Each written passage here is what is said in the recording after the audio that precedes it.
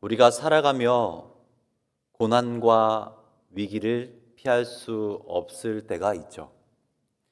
몇 해 전만 해도 전 세계가 코로나라는 그런 질병에 묶여 있었고, 지금도 곳곳에서 지진과 또 쓰나미, 홍수, 또 전쟁, 그리고 예기치 못한 여러 가지 재난이 이어지고 있습니다. 가정의 문제도 더해지고 있고, 건강의 문제, 경제적인 압박, 또 관계의 여러 가지 파탄까지 우리의 삶을 흔드는 이러한 폭풍들은 멈출 줄을 모르고 있는 것이죠. 그런 때 우리는 이 마음속으로 묻게 됩니다. 이러한 폭풍 가운데 나는 누구를 의지해야 하는가? 이런 폭풍우 속에서 나는 내가 의지할 곳은 어디인가? 그리고 이 질문 앞에 서면 평소에 잘 알고 있다고 할지라도 또 그렇게 생각했던 신앙의 대답이 그리 쉽게 나오지 않을 때도 있는 것이죠. 머리로는 하나님께 소망을 두어야 한다라는 사실을 분명히 알고 있습니다. 그런데 마음은 여전히 불안하고 또 낙심에 붙잡히게 되는 것이죠. 우리가 읽은 이 시편 43편은 바로 이런 상황 속에서 하나님께 드려진 기도입니다. 시편 기자는 불의한 자들에게 억압당하고 성전에서 하나님을 예배할 수 없는 그런 상황에 지금 놓여 있는 것이죠. 그러나 그는 절망 속에서 결코 주저하지 않았습니다. 더더욱 하나님께 소망을 두는 그런 결단을 내렸던 것이죠. 말씀을 통해서 우리도 고난 속에서 하나님께 소망을 두는 그런 믿음을 함께 배우고, 그 믿음이 우리의 삶을 붙잡고 우리 삶의 실제적인 능력과 힘이 되는 그런 은혜의 밤 되어질 수 있길 소망합니다. 함께 첫째로 살피고 싶은 것은 고난 가운데 하나님의 뜻이 이루어지기를 함께 기도해야 된다는 것입니다. 하나님의 뜻이 이루어지기를 고난 속에서 우리는 기도해야 합니다. 1절을 함께 보겠습니다. 하나님이여 나를 판단하시되 경건하지 아니한 나라에 대하여 내 송사를 변호하시며 간사하고 불의한 자에게서 나를 건지소서. 시편 기자는 자신이 처한 이 부당한 상황 속에서 하나님께 판단해 달라고 지금 호소하고 있습니다. 여기서 판단은 단순히 재판에서 승소하게 해달라는 요청이 아니고 하나님의 공의로 올바르게 판결해 달라는 간구입니다. 그는 지금 자신의 이 억울함보다 불의가 판치는 이 현실 속에서 하나님의 공의가 더욱더 드러나는 것을 더 중요하게 여기고 있는 것이죠. 이것이 바로 믿음의 사람의 기도인 것입니다. 믿음의 사람은 억울함과 분노에만 머물지 않고 그 속에서도 하나님의 뜻이 이루어지기를 먼저 구하는 것이죠. 물론 하나님은 우리의 눈물과 한숨을 다 아시는 분이십니다. 그러나 성숙한 기도는, 믿음의 기도는 이 상황을 바꿔 주십시오 에서 멈추지 않고 주님, 이 고난의 상황 속에서도 우리 주님의 뜻이 이루어지게 하소서라고 기도하는 그런 고백인 것입니다. 시편 기자가 경건하지 않는 아는 나라와 간사하고 불의한 자로부터 이렇게 구해달라고 기도했지만 그 목적은 단순한 안전과 안위가 아니라, 그의 초점은 내가 편해지는 것이 아니라 내가 그것에서 노임받는 그것에 목적이 있는 것이 아니라, 초점이 있는 것이 아니라 하나님의 영광이 그 상황 속에서 더욱더 충만하게 드러나는 것을 지금 간구하고 있는 것입니다. 일제강점기 이 믿음의 조상들의 기도도 이와 같았습니다. 나라를 빼앗기고 또 신앙을 박해받았던 그런 시절에도 그들은 단지 해방만을 구하지 않았던 것이죠. 주기철 목사님은 수차례 고문과 옥고 속에서도 주님, 이 땅의 교회가 무너지지 않게 해주십시오. 이러한 상황 가운데 이 땅의 교회가 무너지지 않게 해달라고 그렇게 기도했습니다. 다시 복음의 빛을 비출 수 있도록 교회를 지켜달라고 기도했던 것입니다. 손양원 목사님도 두 아들을 잃고 그 원수를 양자로 삼으면서 원수까지 구원하시려는 그런 하나님의 뜻을 따랐던 것이죠. 이분들의 기도는 억울함과 분노로 가득 찬 그 시대 가운데에서 하나님의 공의와 구원이 완성되기를 바라는 그런 진실된 믿음의 고백이었던 것입니다. 이사야 55장 8절에서 9절 우리가 잘 아는 말씀에도 이렇게 말씀하죠. 이른 내 생각이 너희의 생각과 다르며 내 길은 너희의 길과 다름이니라. 여호와의 말씀이니라. 이는 하늘이 땅보다 높음같이 내 길은 너희의 길보다 높으며 내 생각은 너희의 생각보다 높음이니라 라고 고백했습니다. 하나님의 뜻은 우리가 당장 이해할 수 없는 그런 방식으로 역사되어지더라라는 것이죠. 80주년을 기념하고 있는 이 광복은 하루아침에 이루어진 것이 아니라 몸과 마음과 생각까지 쳐서 말씀에 순종하는 그런 믿음의 역사, 또 수많은 순교자의 피, 기도의 눈물, 이 모든 것이 쌓여서 하나님의 때에 하나님의 뜻 가운데 로마서 8장에서 말씀한 것처럼 모든 것이 협력하여 이루는 그런 구원의 열매요, 구원의 은혜요, 구원의 모습이었던 것입니다. 하나님은 고난까지도 사용하셔서 당신의 선하신 뜻을 이루시는 그런 분이시다라는 사실을 알려주고 있는 것이죠. 그렇기에 믿음의 사람은 고난 속에서도 하나님의 선하신 뜻을 붙잡고 기도해야 하는 것입니다. 사랑하는 성도 여러분, 오늘 우리에게도 어쩌면 억울하고 힘든 상황이 있습니다. 각자 우리 모두가 다 다른 모습으로 가지고 있을 것입니다. 또 우리에게 이러한 고난의 때가 또 언젠가는 찾아올 것입니다. 이런 상황 속에서 우리의 기도는 하나님, 이 문제를 빨리 해결해 주십시오라는 이러한 기도에서 멈출 것이 아니라 믿음의 선진들의 기도처럼 주님, 이 상황 속에서 우리 주님의 뜻이 이루어질 수 있도록 내 삶 가운데 이러한 형편 가운데 우리 주님의 뜻이 더욱더 이루어질 수 있도록 역사해 주옵소서 기도해야 하는 것이죠. 이러한 기도에는 놀라운 의미 변화도 있습니다. 우리를 피해자라는 신분에서 하나님의 도구라는 은혜의 통로로 바꾸어지게 하는 것이죠. 고난과 역경 속에서 하나님의 뜻이 이루어지는 은혜의 도구요, 은혜의 시간으로 우리를 사용해 달라고 기도하는 그런 성숙한 믿음을 소유하는 우리들 되길 소망합니다. 두 번째로 함께 살피고 싶은 것은 고난 가운데에서 주의 빛과 주의 진리로 인도해 달라고 그렇게 간구해야 한다라는 것입니다. 3절을 함께 보시면 주의 빛과 주의 진리를 보내시어 나를 인도하시고 주의 거룩한 산과 주께서 계시는 곳에 이르게 하소서라고 말씀합니다. 시편 기자는 고난 속에서 하나님의 빛과 또 하나님의 진리를 보내달라고 이어서 간구하고 있는 것이죠.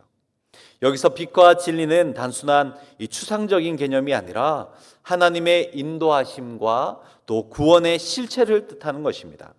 그는 단지 이 현재의 어려움에서 벗어나는 것을 구하는 것이 아니라 하나님의 임재가 있는, 하나님의 은혜가 있는 그런 거룩한 산, 곧 예배의 자리로 지금 자신을 그렇게 더욱더 인도해 달라고, 이끌어 달라고 그렇게 기도하고 있는 것이죠. 성경에서 빛은 하나님의 임재, 구원, 그리고 죄와 어두움을 몰아내는 능력을 상징하죠. 대표적으로 우리 시편 27편 1절을 보시면 여호와는 나의 빛이요 나의 구원이시니 내가 누구를 두려워하리요. 여호와는 내 생명의 능력이시니 내가 누구를 무서워하겠습니까? 라고 고백했습니다. 여기서 여호와께서 빛이 되신다라는 것은 우리가 잘 알듯이 하나님께서 함께 하시고 길을 밝히 보여주신다는 그런 뜻이 됩니다.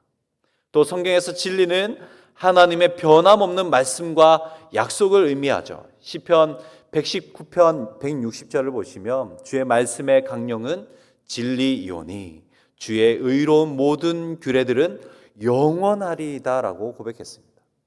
진리는 변덕스러운 세상의 말과 다르게 결단코 결코 변하지 않고 영원하며 또 요한복음 8장에서 말씀하고 있는 것처럼 이 진리가 우리를 참 자유케 한다라고 말씀하고 있는 것이죠. 오늘 시편 기자가 빛과 진리 이 두 가지를 동시에 구한 이유는 빛이 방향을 제시해주고 진리가 그 길이, 그 방향이 참된 길임을 보증해 주고 있기 때문에 그렇습니다. 곧 빛이 없는 길은 보이지 않죠. 또 진리가 없는 길은 잘못된 길로 가게 된다라는 의미가 있는 것입니다. 신약에서 우리는 이 빛과 진리의 완성을 예수님 안에서 발견하게 됩니다. 요한복음 8장 12절에서 이렇게 말씀했죠. 나는 세상의 빛이니 나를 따르는 자는 어둠에 다니지 아니하고 생명의 빛을 얻는다 라고 하셨고, 또 14장 6절, 요한복음 14장 6절에서 내가 곧 길이요 진리요 생명이니 나로 말미암지 않고는 아버지께로 올 자가 없다라고 말씀해 주셨습니다. 예수님이 우리의 빛과 진리 그 자체가 되신다라는 겁니다.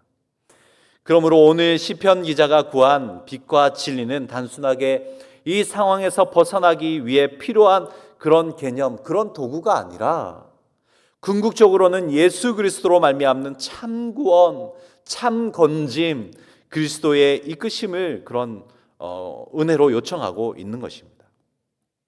빛과 진리의 참 길 되시는 그리스도, 예수님을 따라갈 때 우리는 거룩한 산, 곧 하나님의 임재와 영광의 자리로 나아갈 수 있게 되는 것이죠. 일제 강점기라는 이 깊은 어둠 속에서 한국 교회는 빛과 진리를 결코 놓지 않았습니다. 예배와 말씀이 금지되었던 그런 상황 가운데서도 성도들은 신앙을 멈추지 않고 암송했죠. 말씀을 암송하고 예배하기를 멈추지 않았고, 산속에서 또 바닷가에서 심지어 이 지하의 움막에서까지 모여서 찬송과 기도를 드렸습니다. 그들은 목숨을 걸고 이 빛과 진리를 사수하며 지켰던 것이죠. 특히 19년 3월 1일 3.1 운동은 이 빛과 진리를 붙든 민족의 신앙 고백이었다 할 수 있을 것입니다. 민족 대표 33인 중에 16명이 기독교인이었고, 전국 곳곳에서 교회 성도들이 만세 운동에 참여했습니다. 그들의 무기는 칼도 아니었고 총도 아니었고 하나님의 말씀과 이 비폭력의 외침이었던 것이죠. 그 중심에는 먼저 살폈던 이 하나님의 공의가 이 땅에 임하게 역사하여 주옵소서라는 그런 간절한 기도와 함께 빛과 진리 되신 그리스도께서 이 민족을 반드시 인도하시고 반드시 살리시고 회복하실 것이라는 그런 확신이 있었기 때문일 것입니다. 우리 인생길에도 사망의 음침한 골짜기와 같은 이 일제 강점기와 같은 깊은 어둠과 같은 어두운 골짜기가 있을 수 있을 것입니다. 또 찾아올 것입니다. 그러한 어둠 가운데 빛이 없으면 방향을 잃고 또 진리가 없으면 잘못된 길을 선택할 수밖에 없죠. 그리고 세상은 수많은 것들을 진리처럼 보이게, 빛처럼 보이게 우리에게 제시할 것입니다. 그러한 때에 빛 되시며 길과 진리 되시는 우리 예수님만 온전히 따라갈 수 있길 소망합니다.